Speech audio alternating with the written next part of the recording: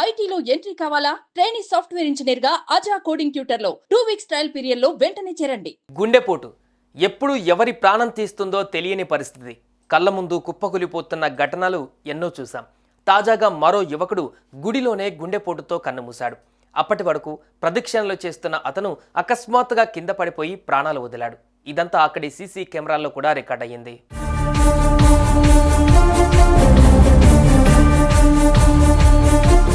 హైదరాబాద్ కేపీహెచ్పీలో ఈ విషాద ఘటన చోటు చేసుకుంది.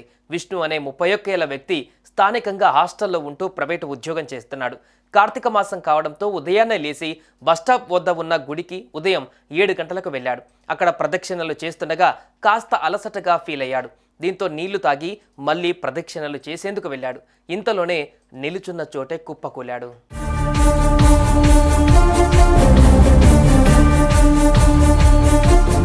ఇది గమనించిన భక్తులు వెంటనే అతడికి సిపిఆర్ చేశారు.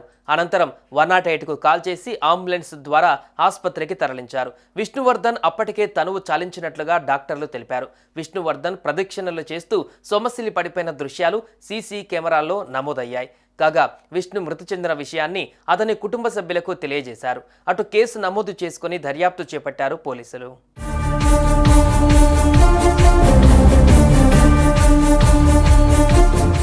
ఇక విష్ణువర్ధన్ గుండెపోటుకు గురై మృతి చెందినట్లుగా సమాచారం అందుకున్న కుటుంబ సభ్యులు కన్నీటి పర్యంతమయ్యారు. ఎదిగిన కొడుకు కుటుంబానికి అండగా ఉంటాడనుకుంటే ఇలా కుటుంబాన్ని వదిలి వెళ్లిపోయాడంటూ కన్నీరు పెట్టుకున్నారు. విష్ణు మృతితో కుటుంబంలో విషాద ఛాయలు అలుముకున్నాయి. గుడికి అని వెళ్లి ఆ దేవుడి దగ్గరికే వెళ్లిపోయాడంటూ కన్నీటి పర్యంతమయ్యారు.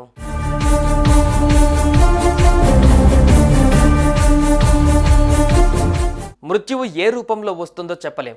దేవుడు దర్శనానికని వెళ్లిన విష్ణు ప్రాణాలు కోల్పోతాడని ఎవరు కూడా ఊహించి ఉండరు.